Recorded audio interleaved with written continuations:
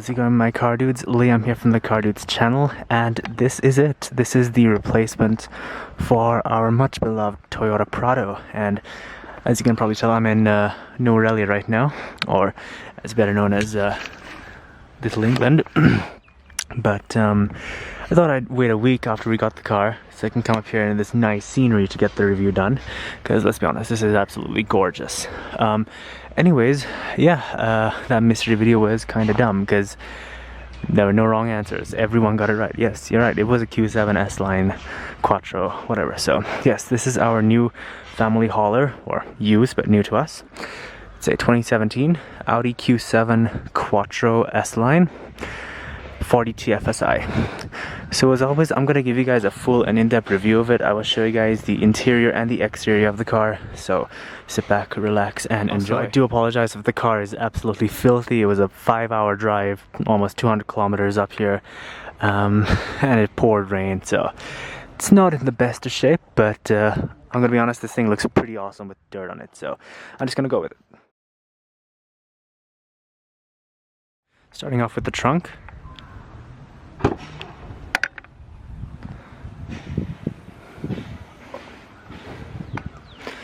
As you can see, got a absolutely massive amount of space. We have the two extra third row seats back here, which are power, just like in the Prado.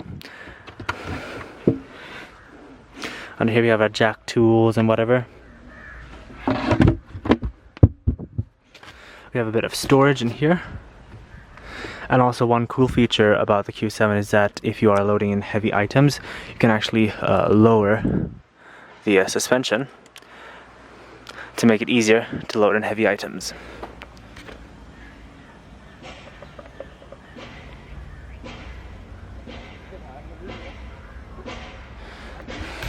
So that's cool. As mentioned before, the third row seats are of course powered.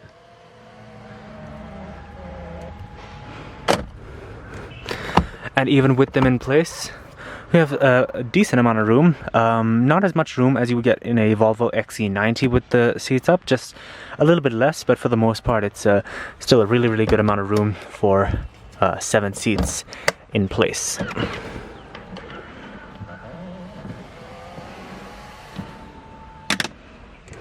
You can also close the trunk either with this button. This button actually locks it. Say your garage door or your garage ceiling is a little lower than usual, and you don't want this to knock, you can actually push this and it will stop. The other way you can close it is by holding down the trunk button and it will close.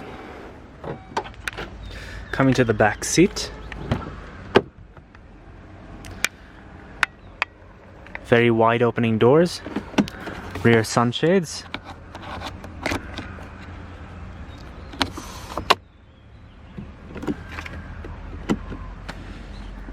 storage in the door, along with a cup holder.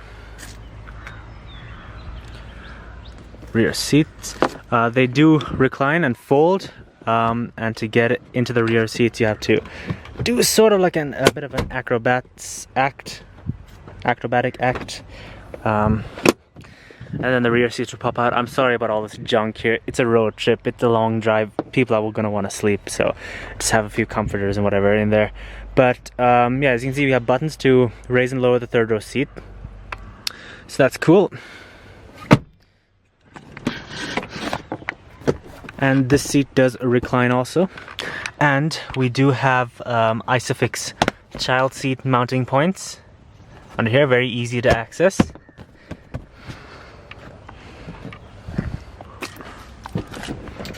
I got plenty of legroom. Thigh support is really good. Headroom is good too, despite of this massive panoramic sunroof. Shoulder room isn't too bad. We also have a center armrest, which is nice. Then coming down here, we have 2 power outlets.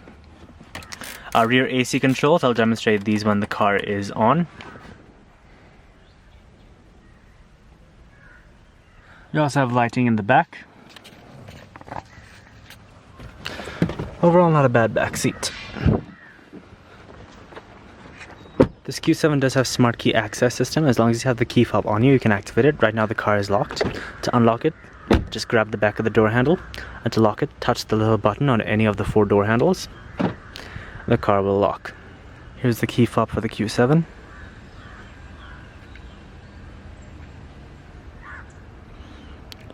Our unlock, lock, and trunk.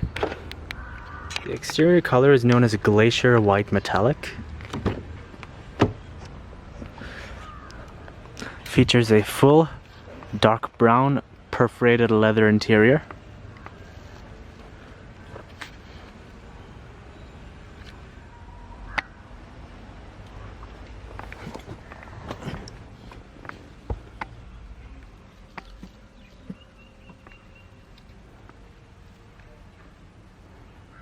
Along with smart key access, the Q7 does have push button start.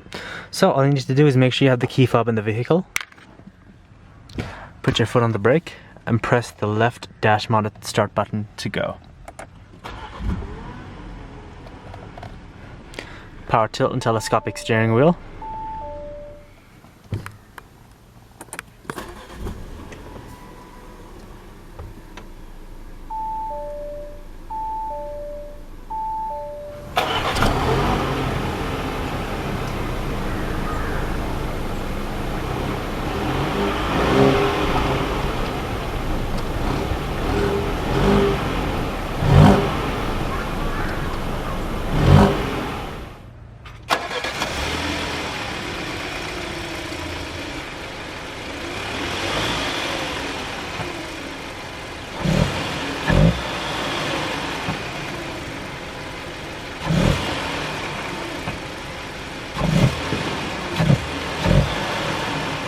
Give it a slight rev. I can't really rev it too much because this is a public hotel, but we'll give it a short rev.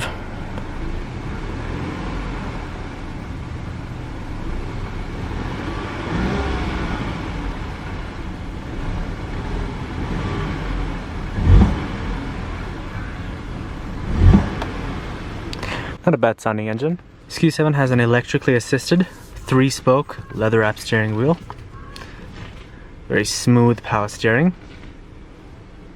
Also does have an 8-speed automatic transmission. Drive, neutral, all the way up for reverse. You do get a backup camera with guidance lines.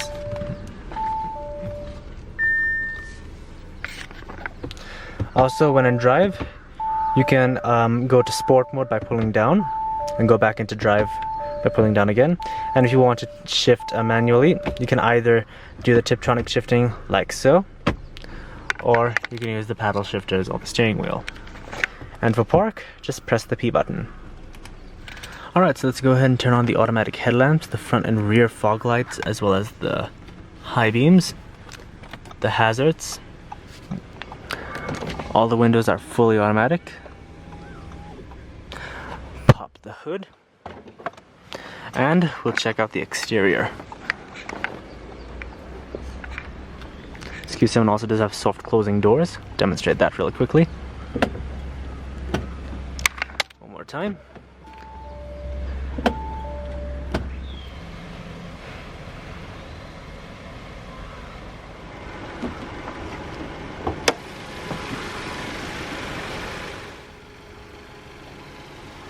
This Q7 has a 2-liter turbocharged 4-cylinder, producing 252 brake horsepower and 270 foot-pounds of torque.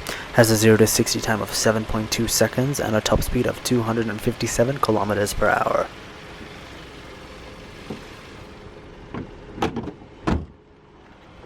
The Audi Q7, probably the best of the 4 cars it makes up.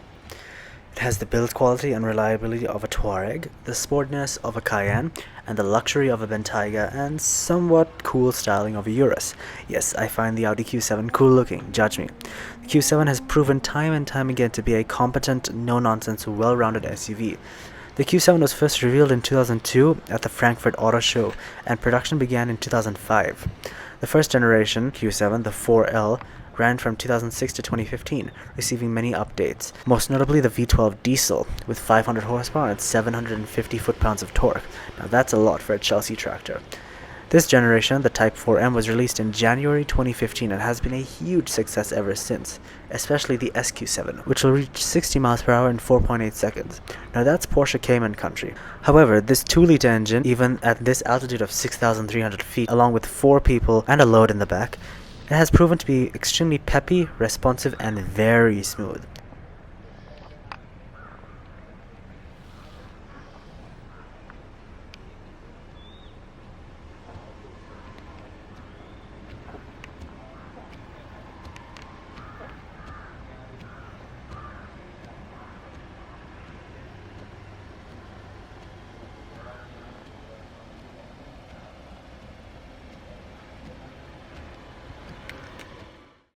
The Q7 is also quite decent off-road, having hill descent control and Audi's Quattro all-wheel drive system.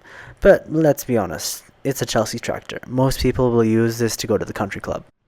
Fun fact, since the taillights are attached to the tailgate, when the tailgate is up there are no lights. So to meet US law and regulations, turn signals on the bottom will light up along with the reversing lights and rear fog lights. These lights remain there until the tailgate is closed, where the turn signals and hazards return to their normal place. This Q7 is riding on two 85/45 R21-inch tires with 5-spoke rims.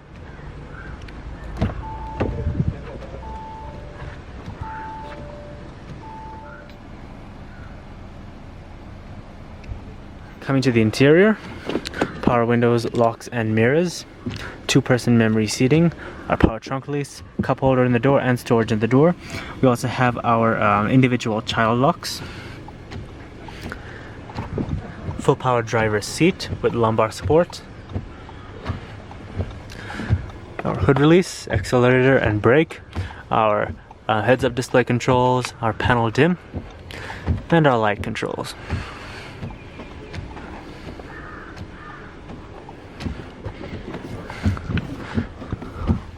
Coming to the interior, down here we have our AC controls. Right now the controls are synced, so whatever the driver does, it happens for everyone else throughout the vehicle. If you don't want that, you can set it to quad zone. So now the driver and passenger both have individual fan speeds and different zones. Our recirculation, our front and rear defrost, max AC and off. Here we have our 3-stage heated and cooled seats for the driver and passenger. One-touch auto. And another really nice touch is you can actually slide your finger. That's something really cool. Speaking of the AC, here are the rear AC controls. Also, dual zone individual. So individual fan speeds, individual temperatures, and individual zones.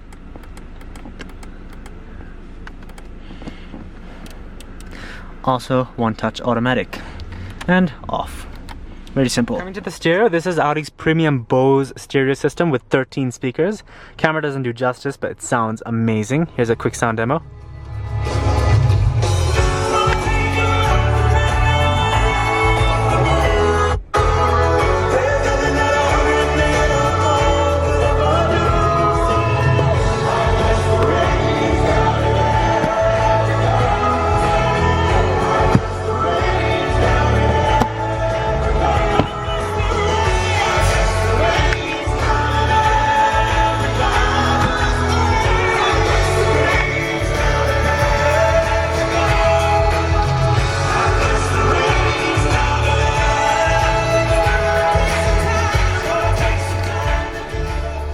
Really sounds good. Good bass, good sound. It's just a great stereo overall. Well done, Audi. So coming to the infotainment system, this is the updated MMI system, which was actually updated for 2015 when this generation of Q7 came out. So menu is sort of like a home page. This is where you have all your menus and whatever. So right now, let's just say, let's go to car. Now car, it takes you straight to Audi Drive Select. But if you push the clicker wheel to the right, if you push the clicker wheel to the left, you can actually have more settings. So Audi Drive Select obviously on the top. Then we have vehicle settings, date and time, steering wheel buttons, seats, exterior lighting, background lighting, center locking, air suspension trailer. The background lighting is actually really nice. You have 5 different colors that you can choose from. Obviously they can't be seen well in this light, but I will get a quick clip in the nighttime showing off all the different colors. They are really, really nice colors. Okay, that was a fail. Music came on unexpectedly. Okay, so here are the 5 color choices you can have for the ambient lighting settings in the Q7. So first of all, I'll show you where the ambient lighting comes on. So it comes on under here, up here, here, here, down there, underneath there, even in the back seats, under here. It's very, very nice. So I'll start off with the color, like a sort of basic color, which is white.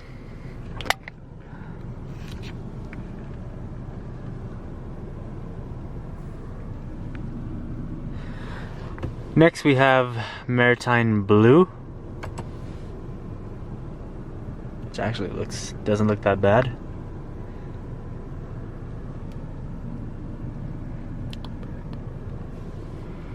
Then we have impulse red, which is what was just on, which personally my favorite, because red is my favorite color. I mean, that is just downright cool.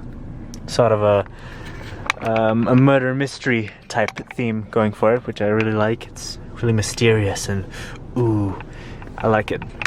And then individual, which is a really nice green color. Darn, that is good looking.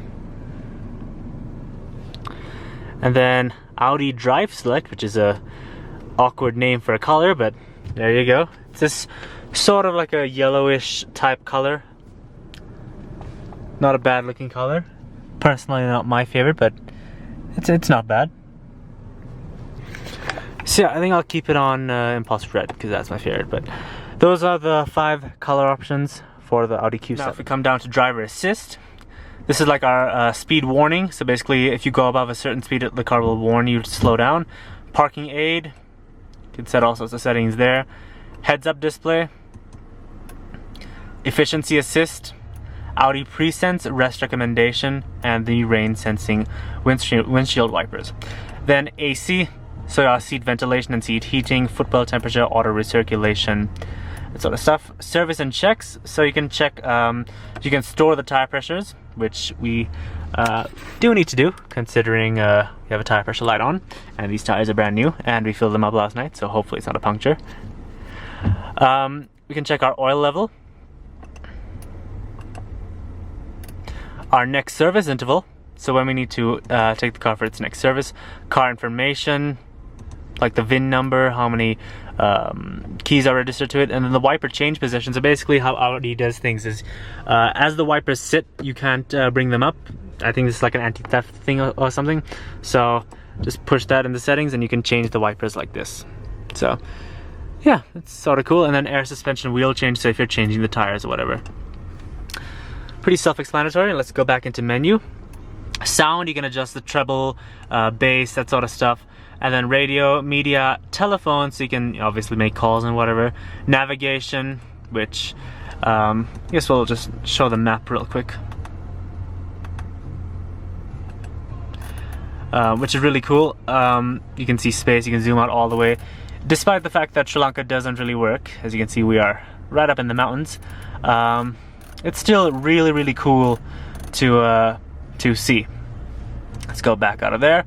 Then settings, this is where you can set all your Audi MMI settings like language, date and time, measurement units, display brightness, connection manager, so you can set certain phones, so if you want your primary phone to be, say, your dad's phone, and then you have, or say a primary phone is your work phone and then additional phone is your personal device, Bluetooth audio player. The car actually does have a built-in SIM card way down there, along with 2 SD cards, but that's the SIM right there. So you can actually get telephone mobile service from the car itself, which is really cool. Reminder signal, usage tips, speech and dialogue system, factory settings, so you can reset everything. Now here we have a touchpad. This can be used for either navigation, so writing in a destination, or if you are calling someone, trying to type a contact. We have these 8 buttons here.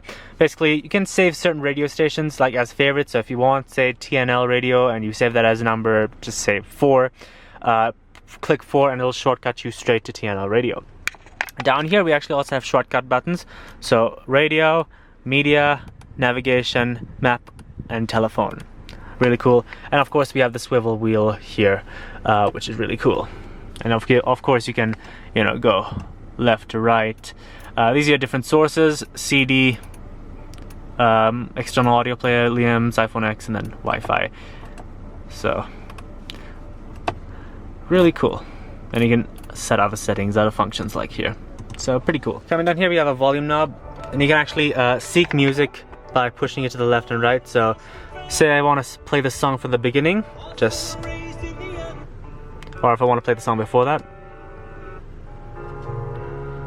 and if I want to play the next song, you get the idea. It's kind of simple. Then over here we have our parking brake. Right now it is engaged. Disengage it, put your foot on the brake and push down. To engage it, just pull up. This is our auto hill assist, so basically you can turn that off if you want to. Basically the car will hold itself on a hill if you let go of the brake. In here we have 2 USB ports and an auxiliary jack. Rest in peace iPhone 7, 8, and 10. Also wireless charging, which is pretty cool. Here we have some more storage. You might be wondering what this is. Basically, if the battery in the key fob dies, or for some reason the car doesn't pick up the key and you need to start it, just hold the key fob here and the car will recognize the key. Pretty cool. Of course they are adjustable. Here we have some more shortcut buttons. We have our hill descent control, our parking assist. This is to lower the screen and raise it. A blank button, we have our hazard lights, our traction control, which you do not want to turn off coming up to Norelia. Turn off start stop, which I mean it's really unnecessary in a giant SUV like this, and also our Audi drive select right here. Very cool. Coming up here we have our dome lights, which is very cool. Very easy to use, just tap them like that. Or if you want to turn the front lights on, just do that. We have some nice ambient lighting to go along with it also. We have a Onetouch panoramic sunroof. So that's to open the shade. It does take a while, give it about 2 weeks. But whilst that's happening, you can actually open the sunroof itself. Quite a large opening, if I do say so myself. And we are getting rain on the car, so I should close it, but you get the idea. It's a pretty decent sunroof, also a wind deflector right here. So yeah, cool. As materials on the dashboard go, obviously being Audi, everything is just sublime. The fit and finish is amazing, immaculate. Everything is soft, supple. Obviously up here is hard touch plastic, but I can excuse that because of another really cool feature, the heads-up display, which is really cool. You can actually adjust it by turning the wheel. So if you make it go down, now you might think, oh, it's disappeared. It's actually a kind of an illusion. So you can move it back up and move it down. Really cool. Materials everywhere else, everything's really nice. Aluminum, wood trim is really good. Comfort wise, I got plenty of thigh support. Legroom is good too. Headroom is really good. And so is shoulder room. The position is actually high, but it's not super duper high like a traditional SUV, like say a Toyota Land Cruiser Prado, because that is what this car replaced, and it's quite a bit different. Obviously this is a crossover, blah blah blah, you get the idea. But it's a nice low driving position, and you can actually make it lower with the magic of air suspension. So that's cool. Steering wheel, we have all sorts of controls here. Our volume control here, our voice commands, the telephone, shortcut to the navigation, which doesn't work, and this is actually a shortcut to the Audi Drive Select. And over here, so we have different settings here, and as you can see on the top right, it shows the fuel range, and it shows the date, time, day, and 27th of July, the date, whatever. And then short-term memory, so basically it'll show like kilometers per liter, average speed, and whatever. Long-term memory. And then this is the energy consumers, fog, basically what is using up most of the fuel or fuel or battery power. So air conditioner and rear fog light. And of course we have driver assist, which is pretty cool. Now if we push to the right, go to the next page. If there are any warnings, it'll show them, like if the door is open. So it'll show 2 warnings actually. So right now it shows tire pressure, but if we scroll down, there you go, the door is open. Then if we go again, it'll show what song is playing. So I'm playing Orphan by Toto. Then our directory, our mobile phone, then navigation, which is really cool. And another really neat feature, because this is virtual cockpit, you can actually make it bigger, enlarge it, or actually in this case make the gauges smaller. And we can actually zoom out of the navigation, and if you scroll all the way out, you can see just what we saw on that screen over there. It's space. It's really, really cool. I love how you can see, like, you know, the mountains and whatever, as you can see where high up in the mountains. We're about 6,300 feet up. It's really, really cool. I love it. So of course you can make it back to normal if you wish. So that's pretty cool. The gauges are very simple. We have our tachometer, of course. Then we have the little center screen, our speedometer, our fuel gauge, and our temperature gauge. And on the bottom we have our mileometer or odometer, our trip computer, our time, and our outside temperature, which is pretty cool for Sri Lanka. We also have paddle shifters. We have our turn signal controls and our high beam controls. We also have our cruise control, our wiper controls, and our rear wiper controls, and our light controls. Very simple to use. All right.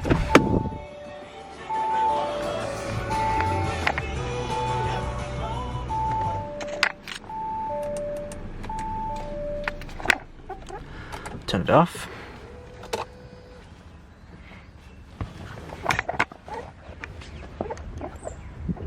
Guys, thank you for watching my review on our brand new family hauler, or new to us, it's actually slightly used, 2018 Audi Q7 S-Line Quattro. As always, let me know what you guys think of the review and leave some suggestions of cars I should review in the comment section below. Once again, thank you for watching, and I will see you guys in my next video. Drive safely till then.